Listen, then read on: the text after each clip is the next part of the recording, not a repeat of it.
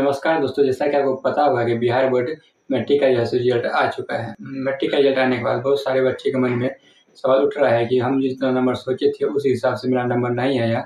मेरा जो रिजल्ट आया है उसमें मार्क्स थोड़ा कम है, जितना मार्क्स हम सोचे थे उस हिसाब से मेरा जो मार्क्स यहाँ पे नहीं आया है, इसके लिए हम क्या करें। और बहुत सारे बच्चे ऐसे हैं जिनको कि फेल कर दिया गया है एक सब्जेक्ट या 2 सब्जेक्ट में, और वो इसी साल पास होना चाहते हैं, तो उनको क्या करना चाहिए जिससे कि वो इसी साल पास कर पाएंगे। तो इसके बारे में भी आपको हम बताने वाले हैं कि आपको क्या कैसे करना है। अगर आप 1 या 2 सब्जेक्ट में फेल हैं और आप इसी वर्ष पास होना चाहते हैं तो आपको क्या करना चाहिए जिससे कि आप इसी वर्ष आप पास कर पाएंगे। ऐसे में अगर आप 1 या 2 सब्जेक्ट में फेल कर गए हैं और आप चाहते हैं कि इसी साल हम अपना एग्ज़ाम पास कर लें, तो वो क्या करना होगा, कैसे करना होगा कि आप इस साल एग्ज़ाम पास कर पाएंगे, इसके बारे में आपको हम जानकारी बताने वाले हैं। बहुत सारे बच्चे ऐसे हैं जिनको कि मार्क्स कम आया है। मार्क्स कम आने की वजह से वो चाहते हैं कि हम अपना सब्जेक्ट में जिस सब्जेक्ट में मार्क्स कम आया है उसमें हमको चैलेंज करना है या स्क्रूटनी करना है।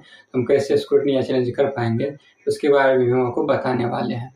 बहुत सारे बच्चे स्क्रूटनी करना चाहते हैं, मतलब चैलेंज करना चाहते हैं। तो स्क्रूटनी या चैलेंज कब से स्टार्ट होगा और इसको कैसे स्क्रूटनी या चैलेंज करना है, और स्क्रूटनी या चैलेंज करते हैं इससे आपको क्या फ़ायदा मिलता है, तो इसके बारे में आपको हम बताने वाले हैं इस वीडियो में। बहुत सारे ऐसे बच्चे हैं जो एग्जाम में फेल कर गए हैं, वो चाहते हैं कि कंपार्टमेंट से एग्जाम देना चाहते हैं। कंपार्टमेंट क्या होता है और कंपार्टमेंट एग्जाम देने के लिए कब से फॉर्म फिल होता है, इसके बारे में भी आपको सारा जानकारी बताने वाले हैं। बहुत सारे बच्चे ऐसे थे जिनको एग्जाम सेंटर पर पहुंचने में देरी होने के कारण उनको एग्जाम देने से वंचित कर दिया गया था, वो एब्सेंट हो गए थे एग्जाम में। और ऐसे बच्चों को क्या करना चाहिए, कोई इस साल को पास हो जाएंगे तो वो बच्चे के लिए क्या ऑप्शन रहने वाला है, उसके बारे में आपको बताने वाले हैं। क्योंकि बहुत सारे बच्चे ऐसे थे क्योंकि इस बार सेंटर पे थोड़ा सा लेट होने की वजह से जेएसओ गेट में अंदर एंट्री नहीं लेने दिया गया था, जिसकी वजह से वो 1 या 2 एग्जाम में वो एब्सेंट हो गए और वो परीक्षा नहीं दे पाए थे। तो ऐसे स्टूडेंट के लिए भी हम बात करने वाले हैं कि उनको क्या ऑप्शन मिलने वाला है। तो यह वीडियो आपके लिए बहुत ही इन्फॉर्मेटिव होने वाली है। अगर वीडियो अच्छी लगे तो वीडियो को लाइक कर दीजिएगा,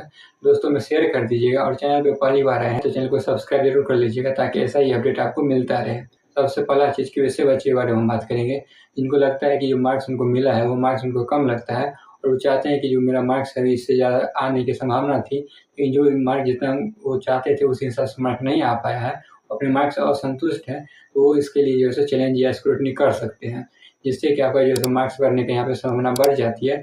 हो सकता है अगर आपका जो है मार्क यहाँ पे बढ़ जाएगा। इसके लिए आपको करना क्या है, तो इसके लिए आपको जो है सब्जेक्ट वाइज यहाँ पे स्क्रूटनी या चैलेंज का फॉर्म फिल करना होगा। तो जिस सब्जेक्ट में आपको मार्क्स लगता है कि कम है, उस सब्जेक्ट के लिए आपको जैसे यहाँ पे चैलेंज या स्क्रूटनी करना होगा। अगर आप अपना नंबर बढ़वाना चाहते हैं तो आप जो है इसके लिए चैलेंज या स्क्रूटनी करवा सकते हैं। स्क्रूटनी या चैलेंज करना चाहते हैं, इसके लिए जो आवेदन है वो आपका 1 से 7 अप्रैल के बीच में लिया जाएगा। आप 1 अप्रैल से लेकर 7 अप्रैल के बीच में जो है स्क्रूटनी या चैलेंज के लिए आवेदन कर सकते हैं, जिससे आपका जो मार्क्स यहाँ पे बढ़ने की संभावना बढ़ जाती है। वहीं स्क्रूटनी के लिए अगर फीस की बात करें तो यहाँ जो आप स्क्रूटनी करते हैं या चैलेंज करते हैं तो यहाँ पे आपको पर सब्जेक्ट आपको 120 रुपया पे करना होगा। यहाँ पे सब्जेक्ट की बात करें, यहाँ टोटल ज़्यादा से ज़्यादा आप मैक्सिमम 5 सब्जेक्ट के लिए जैसे यहाँ पे चैलेंज कर सकते हैं, और पर सब्जेक्ट आपका जो है यहाँ पे 120 रुपया पे करना होगा। बहुत सारे बच्चे ऐसे हैं जिनको लगता है कि अगर हम चैलेंज करते हैं तो मेरा जो मार्क्स आया है वो मार्क्स हो सकता है कि कम भी हो सकता है।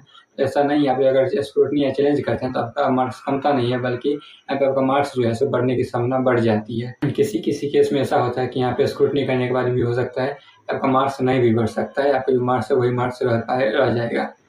लेकिन यहाँ पे जो कम होने की संभावना, यहाँ पे जो आपका लगता है कि डॉट है कि यहाँ पे आप चैलेंज करते हैं तो आपको जो मार्क्स है वो कम जाएगा, ऐसा बिल्कुल नहीं होता है। आप स्क्रूटनी या चैलेंज करना चाहते हैं तो आपके पास 1 अप्रैल से लेकर 7 अप्रैल के बीच में आपके पास टाइम रहेगा, आप चैलेंज कर सकते हैं।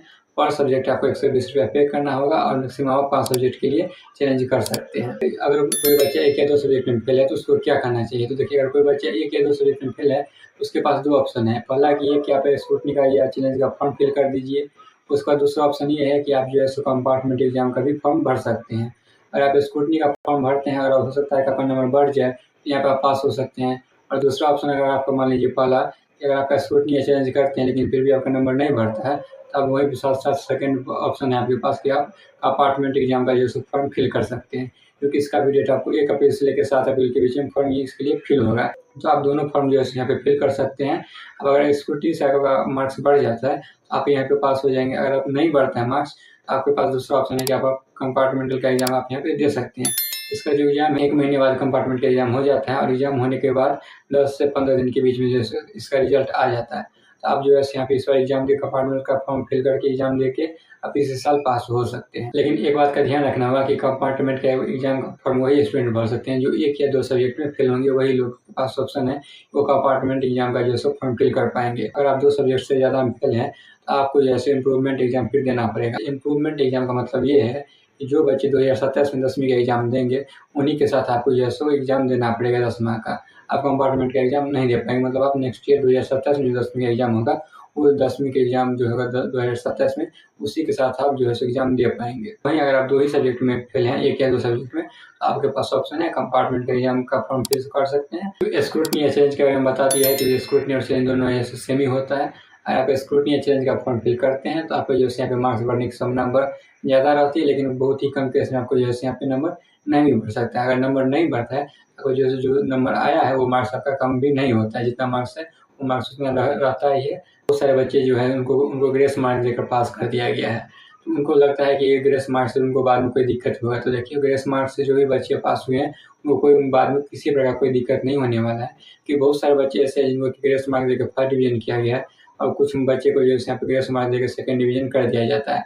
उनको लगता है कि ग्रेस मार्क्स जो मिलता है उसके बाद में किसी प्रकार कोई दिक्कत भी होता है। देखिए ग्रेस मार्क्स से पास होने पर आपको किसी प्रकार कोई बाद में दिक्कत नहीं होता है। बाकी जिन बच्चों का एग्जाम छूट गया था, किसी कारणवश वो एब्सेंट हो गए थे या फिर सेंटर पहुंचने पर लेट होने की वजह से वो एब्सेंट हो गया था और उनका एग्जाम छूट गया था, उन लोगों को जैसे बिहार बोर्ड की तरफ से दूसरा मौका दिया जाएगा जो कि स्पेशल एग्जाम के नाम से लिया जाएगा। उसका भी फॉर्म जो है इसी अप्रैल महीने में भरा जाएगा। तो आपको स्पेशल एग्जाम का जो फॉर्म है वो आप स्कूल से पता कर सकते हैं। आपको स्पेशल एग्जाम का जो फॉर्म है वो कब सबका फिल होने वाला है। स्पेशल एग्जाम का फॉर्म अगर ऑनलाइन आता है इसके लिए भी आपको यहाँ पर हम अपडेट कर देंगे और इसके लिए आपको यहाँ पे वीडियो बना के डाल देंगे।